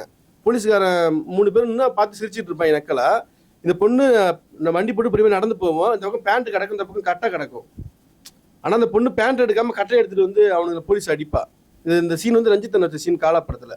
அப்புறம் என்ன, ஒரு ஆக்டர் ஒருத்தவங்க ரீசெண்டாக தங்கலான் பற்றி ஒருத்தவங்க பேட்டி கொடுத்துருந்தாங்க, பார்த்துருந்தேன். அவங்க பேர் சரியா தெரியல. அவங்க சொன்னாங்க, நாங்கள் வந்து மாத கணக்கில் வந்து ப்ளவுஸ் போடாமல் நாங்கள் வந்து தங்கலானில் வந்து ஆக்ட் பண்ணியிருந்தோம். ஆனால் அவ்வளவு கண்ணியமாக பாதுகாப்பாக நாங்கள் உணர்ந்தோம் அந்த இடத்துல. வெற்றிகரமாக ஷூட்டிங் முடிச்சுட்டு வந்தோம். இது எல்லாமே ரஞ்சித் அவங்க மேக்கிங் தான், ரஞ்சித் தான் காரணம் அப்படின்னு சொன்னாங்க. அந்த அளவுக்கு பெண்ணியம் பேசுறதோ சம உரிமை பேசுறதோ நல்ல அடுத்த கட்டத்துக்கு ரஞ்சித் எனக்கு கொண்டு போயிட்டு இருக்காரு. தொடர்ந்து பெண்ணிய கருத்துக்களும் அவங்களுக்கான உரிமைகள் பற்றி தொடர்ந்து பேசிக்கிட்டே இருக்கணும். இது மாதிரி சினிமா, நம்ம ஏன்னா சினிமாவை தான் நம்ம லைஃப்ல ரியலைஸ் பண்றோம். கண்டிப்பா இப்போ சொல்ல எல்லா இடத்துலையுமே நம்ம சினிமா கம்பேர் பண்ணிக்கிறோம் லைஃபோட. அதுல அதிகமாக பேசப்பட்டால்தான் தொடர்ந்து இதை பற்றி விவாதங்கள் நடந்துகிட்டே இருக்கணும். ஒரு பொண்ணு ஒரு பையனும் உட்காந்து அவங்கள பத்தி இவனை பத்தி அந்த பொண்ணு தெரிஞ்சுட்டாலும் அந்த பையனை பத்தி அது 2 பேரும் பேசிக்கிட்டாலே பிரச்சனையே வராது. ஓ அப்படியா அப்படின்னு புரிஞ்சுப்பான். அப்புறம்னா பெண்களுக்கு இப்பதான் கருத்து சுதந்திரம் வர ஆரம்பிச்சிருக்கு. ஏன்னா இப்பதான் துணிச்சு சொல்றாங்க. என்னை பொறுத்தவரையும் இந்தியாவிலேயே அதிக கருத்து சுதந்திரம் உள்ள பொண்ணு யாரும் பார்த்தா நிர்மலா சீதாராமன் தான். அந்த அம்மா சொல்றது, வெங்காயம் சாப்பிட்றது இல்லை, அதனால அதை பத்தி என்ன கேட்காதீங்க, நான் கேரட் சாப்பிட்றது இல்லை, அதை பத்தி என்ன கேட்காதீங்க அப்படின்னு சொல்லுது. அது மாதிரி நீங்க பேசுங்கிறேன். அந்த அம்மா எவ்வளவு நக்கலா சொல்லுது. ஏன் விலைவாசி ஆயிட்டுங்கிறத சாப்பிட்றதுல என்ன கேட்காதீங்க நிர்மலா சீதாராமன் சொல்லுது. அப்புறம் பொம்மை சிம்பிள் காமிக்குது. பட்ஜெட்ல நிதி ஒதுக்குறப்ப அந்த அம்மா வந்து இது மாதிரி அல்வா கிண்டி கொடுக்குறாங்க கிண்டலா. எனக்கு நான் வெங்காயம் சாப்பிட்றது இல்லை, அதை பத்தி தெரியாது, நான் பட்ஜெட் ஒதுக்குறேன், அல்வா சாப்பிடுங்க அப்படின்னு கேட்குறாங்க. அவங்கள பத்திலாம் என்ன கருத்து சொல்றது? நம்ம பெண்களுக்கு கருத்து சுதந்திரம் இருக்குது, அதை நீங்களும் சரியான முறையில் பயன்படுத்தணும்னு நான் கேட்டுறேன். உங்கள்கிட்ட அதுக்கான வாய்ப்புகள் கண்டிப்பாக கிடைக்கும். எல்லா ஆண்களும் அப்படி கிடையாது இல்லை, புரியுதுங்களா? தோழர் பிரகாஷ் சொன்ன மாதிரி ஆக்சுவலாக நம்ம நிதி மந்திரி நிர்மலா சீதாராமன் அவர்களை பற்றி பேசினாங்க. அதாவது இந்தியாவில் வந்து நம்ம பெண்கள் அப்படின்னு சொல்லிட்டு பேசுகிறோம் அப்படின்னாலே பிராமண பெண்கள் தான். நிர்மலா சீதாராமனை சொல்லுவோம், ஜெயலலிதாவை சொல்லுவோம், மம்தா பானர்ஜியை சொல்லுவோம், மவுவா மொய்த்ராவை சொல்லுவோம், தப்பித்தவரை கூட மாயாவதியை சொல்ல மாட்டோம் இல்ல. அவங்க எத்தனை வாட்டி வந்து அவங்க முதல்வராக இருந்திருக்காங்க. ஏன் நம்ம தமிழிசையை சொல்ல மாட்டோம்? ஏன்னா நமக்கே ஒரு விதமான ஒரு கிண்டல். அதாவது பெண் பொலிட்டீஷியன்ஸா, பெண் அரசியல்வாதிகளா முன்னிறுத்தப்படுறது எப்பயுமே நீங்க வந்து பாத்தீங்கன்னா கடந்த ஆண்டுகள்ல இப்போ இந்தியால ஒரு 100 பெண்கள் top women in India, the most influential women in India அப்படின்னு சொல்லிட்டு எடுத்துக்கிட்டோம்னா 100 பேர்ல எவ்வளவு நான் பிராமின்ஸ் இருப்பாங்க? ஜெயலலிதாவை வந்து ஆஹா ஓஹோன்னு அவங்க தான் வந்து அக்யூஸ் நம்பர் 1. ஆனா ஜெயலலிதாவுக்கு கொடுக்கப்படுற ஒரு முக்கியத்துவம் சசிகலாக்கு. சோ இவ்வளவு பாகுபாடுகள் இருக்கு. நான் அதுக்காக வந்து ஜெயலலிதாக்கோ இல்ல வந்து இவங்களுக்கோ வந்து நான் அவங்களுக்காக நான் இது பண்ணல. அவங்க they become a male. இவங்க வந்து என்னன்னா அந்த ஹையார்கில வந்து அந்த மாதிரியான டாப் லெவல்ல அந்த மாதிரியான ஒரு நான் அப்பர் காஸ்ட் அப்படின்ற ஒரு ஃபீலிங்ல இருக்கவங்க வந்து தே ஆக்ட் லைக் அ மேல். இவங்க வந்து அந்த குணாதிசயத்தை இவங்க உள்வாங்கிக்கிறாங்க. அவங்க பெண்களுக்காக பேசல. அப்புறம் ஏன் வந்து பெண்கள் இல்லையே? பெண்கள் வந்து இப்ப ஜெயலலிதா வந்து இவ்வளவு நாட்கள் வந்து இங்க வந்து ஆட்சி பண்ணிருக்காங்க.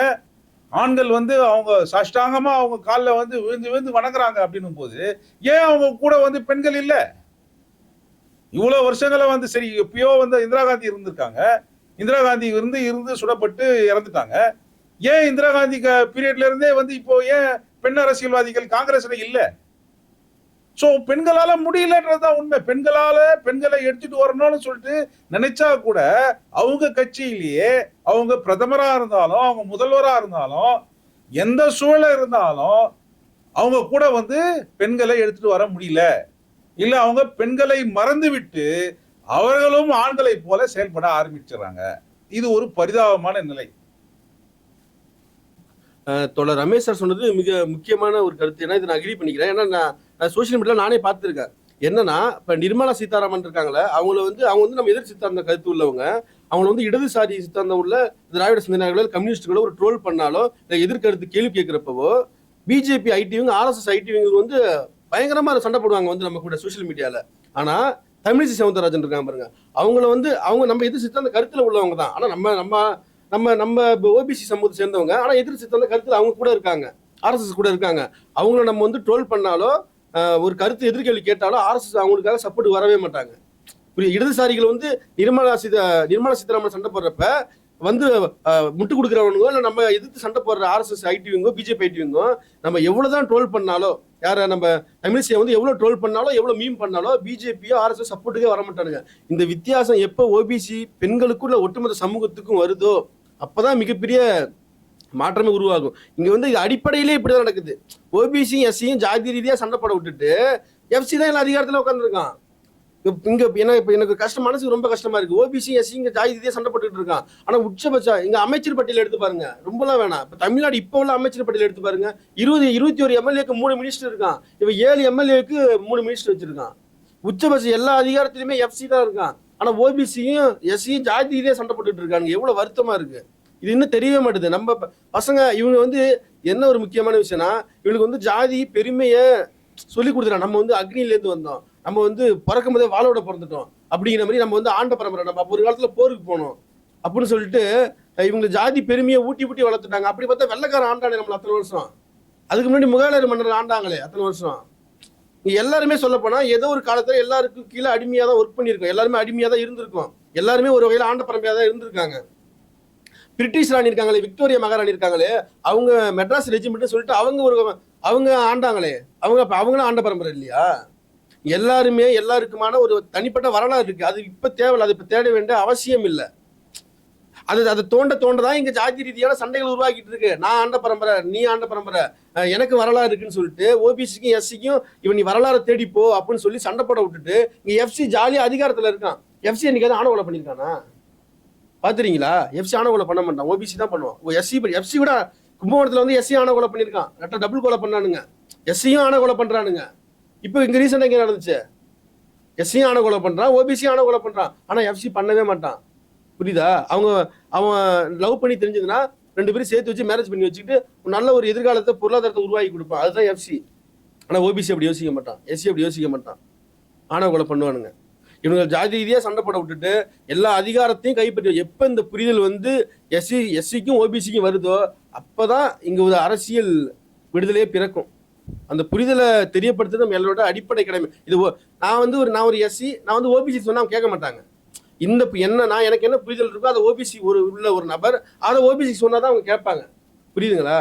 இந்த அட்வைஸ் வந்து அவங்களுக்கு பண்ண முடியாது இல்ல, ஓபிசியில் உள்ள ஒரு நபர் தான் அவங்களுக்கு அட்வைஸ் பண்ண முடியும்.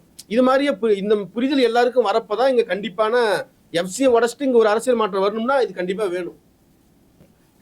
இப்போ சார் ரமேஷ் சார் சொன்ன மாதிரி பாத்தீங்கன்னா பெண்கள் வந்து பவர்ல இருக்காங்கன்னா அவங்க ஆண்களா மாறிடுறாங்கன்னு சொன்னார். கரெக்டா சொன்னார். என்னன்னா அவங்க உடல் ரீதியா அவங்க பொண்ணா இருந்தாலும் அவங்களோட மன ரீதியா அவங்க வந்து என்ன நினைக்கிறாங்க அப்படின்னா சுப்பீரியர் பவர் வந்து மென்னு தான், நம்ம மேன் மாதிரி ஆயிடலாம் அப்படின்ற மாதிரி நான் நினைக்கிறாங்க. சைக்கலாஜிக்கல் ப்ராப்ளம் தான் அது.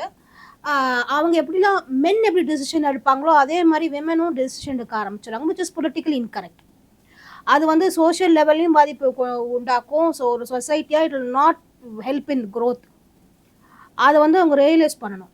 அப்புறம் ஒரு நல்ல லீடர் வந்து நமக்கு அடுத்த லீடர் யாருன்னு கொண்டு வரணும். அது அவங்களோட இதுதான். நம்ம நம்ம நம்ம இந்த இந்த கட்சியை விட்டு போயிட்டோம், இல்லை நம்ம ரிட்டையர் ஆகிட்டோம் அப்படின்னா அதுக்கப்புறம் இங்கே யார் வர போகிறா அப்படின்றத அந்த லீடர் டிசைட் பண்ணி ஒரு லீடரை உருவாக்கணும். அதே மாதிரி தான் ஒரு வீட்டில் ஒரு அம்மா வந்து அந்த பொண்ணை எம்பவர் பண்ணணும். இது வந்து நீ அந்த பொண்ணை எம்பவர் பண்ணுறது எப்படின்னா அப்பாவுக்கு சொல்லித்தரணும், அண்ணனுக்கு சொல்லித்தரணும். ப்ரொடெக்ட் பண்ணுன்னு இல்லை, இங்கே எந்த பொண்ணுக்கும் ப்ரொடெக்ஷன் தேவை கிடையாது. அப்பாவுக்கு ப்ரொடெக்ட் பண்ணுன்னு சொல்லித்தர தேவையில்லை. நீ எப்படி வந்து உன் பொண்ணை பார்க்குறியோ, உன் குழந்தைய வந்து மகாராணி மாதிரி பார்க்குறியோ அதே மாதிரி என்னையும் கற்றுக்கோன்னு அம்மா சொல்லித்தரணும். பையனுக்கு என்ன சொல்லித்தரணும்னா, நீ அவளை 10 மணிக்கு மேலே எங்கேயும் போய் ட்ராப் பண்ண வேண்டாம், பிக்கப் பண்ண வேண்டாம். நீ வெளியே போகும்போது உன் பக்கத்து வீட்டு பொண்ணுக்கிட்ட டீசெண்டாக நடந்துக்கோ. அந்த பொண்ணு தனியாக நிற்கிறாளா, அவளை கொண்டு வந்து பத்திரமா அவங்கள வீட்டில் விடு அப்படின்னு சொல்லணும். எம்பவர்மெண்ட், இதுதான் லீடர்ஷிப் ஸ்கில்ஸ். இது அம்மாவும் அப்பாவும் சேர்ந்து ஷார்பன் பண்ணணும் குழந்தைங்களுக்கு. இப்படி குழந்தைங்க வளர்ப்புல இருந்து தான் எல்லாமே ஆரம்பிக்குது. நான் சொல்றது என்னன்னா அதுதான் உண்மை. அப்படி வளர்த்தாதான் அடுத்த ஜென்ரேஷன் அது நல்ல தலைமுறையாக வளரும், நம்மள மாதிரி இல்லாமல். இப்போது ஓரளவுக்கு ஆண்கள் வந்து வீட்டு வேலையில் பங்கெடுத்துக்கிறாங்க. அதை வந்து ரொம்பவே அப்ரிஷியேட் பண்ண வேண்டிய விஷயந்தான். ஆனால் ஒன்று இருக்குது, அவங்களும் அந்த வீட்டில் தான் இருக்காங்க, அவங்களும் அந்த தட்டில் தான் சாப்பிட போகிறாங்க, அவங்களும் அந்த சோஃபாவில் தான் உட்கார போகிறாங்க. அதனால் சோஃபாவை சுத்தமாக வச்சுக்கிறதும் அவங்க தட்டை க்ளீன் பண்ணுறதும் பெரிய அப்ளாடிங்கான விஷயம் இல்லைன்றதும் அவங்க புரிஞ்சுக்கணும். பாத்ரூம் க்ளீன் பண்ணுமா, நீங்களும் தானே அந்த பாத்ரூமை யூஸ் பண்ணுறீங்க, அப்போ பண்ணணும் தானே அப்படின்னு தான் சொல்லி நமக்கே நம்ம சொல்லிக்க வேண்டிய விஷயங்கள் இருக்குது. ஆண்களுக்கும் எப்படி அவங்க கிச்சன் யூஸ் பண்ணுறாங்களோ அதே மாதிரி தானே நீங்களும் கிச்சனை யூஸ் பண்ணுறீங்க. அப்போ நீங்களும் சேர்ந்து தானே க்ளீன் பண்ணணும், அந்த வீட்டில் தானே சாப்பிட்றீங்க, நீங்களும் சேர்ந்து தானே சமைக்கணும், கரெக்டு தானே? அதை எப்போ நீங்கள் யோசிக்க போகிறீங்க அப்படின்றத ஆண்களுக்கான கேள்வியாக நான் அதை வச்சுட்டு மூவ் ஆன் பண்ணுறேன். இப்போ பிராமணர்களை பார்த்து பிராமணர்களை மாதிரி பிராமணரால் அதாவது என்ன சொல்றது, அவங்களுக்கு கீழே வந்து கன்சிடர் பண்ற கீழ் வர்ணங்கள்ல இருக்கிறவங்க பிராமணர் ஆகிறதுக்கு உண்டான முயற்சிகளை வந்து ஈடுபட்டு ஓரளவு கல்வி துட்டு வந்ததுக்கு அப்புறம் வந்து நவீன பிராமணர்களா வந்து ஆக முயற்சிக்கிற மாதிரி பெண்கள் அவங்க கல்வி கொஞ்சம் துட்டுலாம் சம்பாதிக்க ஆரம்பிச்சு கொஞ்சம் பொது அறிவுலாம் ஆயிட்ட உடனே அவங்களும் வந்து ஒரு ஆணோட வந்து போட்டி போட வந்து ஆரம்பிக்கிறாங்க, ஒரு ஆணை வந்து டாமினேட் பண்ண ஆரம்பிக்கிறாங்க. அவங்க பெண்களை வந்து அவங்களே வந்து மதிக்கிறது இல்லை. இப்போ நீங்க கடந்த கால successful women in politics, successful women in பிசினஸ்லாம் பார்த்தா கூட அவங்க ஆண்களோட வந்து அவங்கள வந்து ஈக்குவேட் பண்ணிட்டு அவங்களோட தான் வந்து போட்டி போட்டு வரணும், நல்லா எக்ஸல் பண்ணணும்னு நினைக்கிறாங்களே தவிர அவங்க கூட இருக்கிற பெண்களை வந்து கூட்டு வரணுன்றது வந்து நினைக்கிறதே இல்லை. தே பிகம் நவீன பிராமணர்கள், அதாவது நவீன ஆண்கள். ஒருபோதும் என்ன ஆனாலும் ஒரு பிராமணரா ஒரு யாரும் எந்த ஜாதியாலும் வந்து ஆக முடியாதுன்றது தான் உண்மை. இவங்க வேணா நினைச்சுக்கலாம் நான் வந்து பிராமணர் ஆயிட்டேன் அப்படின்னு. அதே மாதிரி தான் ஒரு பெண்ணால எந்த சூழலையும் வந்து அவ ஆணாக ஆக முடியாது. சோ ஆணோட போட்டி போட்டு ஜெயிக்கிறது அப்படின்றதே இங்க வந்து இல்ல. ஆண்ன்றவன் அவன் புரிஞ்சுக்கணும், ஆணை வந்து பெண் புரிஞ்சுக்கணும், பெண்ணை வந்து ஆண் புரிஞ்சுக்கணும். இதுதான் வந்து எல்லா ஜாதிய பிரச்சனைகள், எல்லா மத பிரச்சனைகள், எல்லா நாட்டு பிரச்சனைகள், எந்த ஒரு விஷயத்துக்குமே நீ பெருசா நான் பெருசான்றா அதுக்கு எல்லையே இல்லை. இதுல பெருசுனா ஆமா நீ பெருசுதான், ஆனா நீ என்ன புரிஞ்சுக்கோ அப்படின்ற அந்த புரிதல் ஏற்படணும். போட்டி போடுற ஒரு மனப்பான்மை அப்படின்றது வந்து அது எங்கேயுமே வந்து உதவாது அப்படின்றது தான் என்னுடைய எண்ணம். இப்ப அடிப்படை புரிதலே இல்லையே இங்க. அதாவது தாலி கட்டுறது வந்து ஆண் தானே பெண்ணுக்கு தாலி கட்டுறான். அப்போ அவன் என்ன பண்றான், எதுக்காக பெண்ணுக்கு ஏன் ஆணுக்கு தாலி இல்ல? இப்போ பெண்ணு வந்து கல்யாணம் ஆயிடுச்சா ஆகலையானா வந்து கழுத்துல தாலி இருக்கா இல்ல காலில் மெட்டி இருக்கா அப்படின்றதான் பாக்குறானே தவிர ஒரு கல்யாணம் ஆணுன்றது வந்து எப்படி தெரியும்? ஸோ அவன் வந்து பேச்சுலராக தானே சுற்றிட்டு இருக்கான். ஸோ ஒரு பெண்ணுக்கு தானே இப்போ இந்த சூழலையும் வந்து கட்டுப்பாடுகள் இவ்வளோ இருக்கு. ஏன் அப்போ பெண்ணு வந்து தாலி அணியணும்?